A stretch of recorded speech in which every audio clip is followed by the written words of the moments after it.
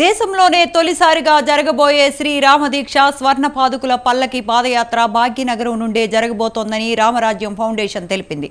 హైదరాబాద్ లంగర్ హౌస్ రామచంద్ర జిమట్టల్లో foundation media సమావేశం నిర్వహించింది.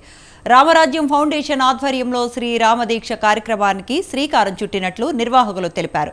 దైవభక్తితో పాటు దేశభక్తి పెంచాలనే ఆశయంతో ఈ కార్యక్రమం చేపట్టినట్లు చెప్పారు. ఈ మహాదీక్షలో లక్షలాది యువత రామదీక్ష చేపట్టాలని కోరారు. లంగర్ హౌస్లోని రామ్లీలా మైదానం మచుకుందని నదీ తీరం నుండి అయోధ్య నగరానికి కాలినడకన రామ పాదుకులను పల్లకితో ఊరేగింపుగా తీసుకువెళ్తున్నట్లు తెలిపారు. చేస్తూ ఈ రామదీక్ష కార్యక్రమాన్ని ముందుకు తీసుకెళ్లాలని మన రామరాజ్యం ఫౌండేషన్ అట్లాగే రామరాజ్యం సెంట్రల్ ట్రస్ట్ యొక్క నిర్ణయం. అయితే ప్రధానంగా ఈ కార్యక్రమం 14 రోజుల పాటు ఈ కార్యక్రమం కొనసాగుతుంది. స్వర్ణ పాదుకల పల్లకి పాదయాత్ర ఇది. సో ఈ కార్యక్రమం ప్రధానంగా ఇక్కడ నుంచే లంగర్ హౌస్ రామ్లీలా మైదాన్ మన మఠం నుంచి ప్రారంభమవుతుంది.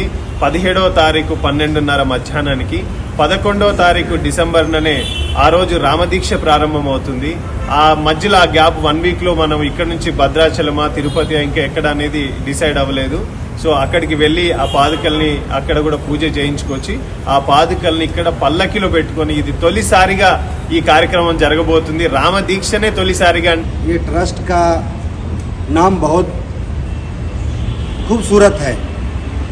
राम में राज, मतलब अब राम राज के ट्रस्ट का मतलब हमारे देश में, हमारे भारत में राम में राज्य आ रहे हैं धीरे धीरे।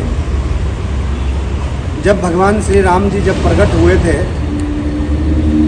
तो हमारे को धर्म सिखाए थे। धर्म क्या चीज़ होता है, धर्म सिखाए। जब हमारे कृष्ण जी अवतार लिए तो हमारे को प्रेम सिखाए, प्रेम क्या चीज़ होता है। लेकिन जब महाभारत हुए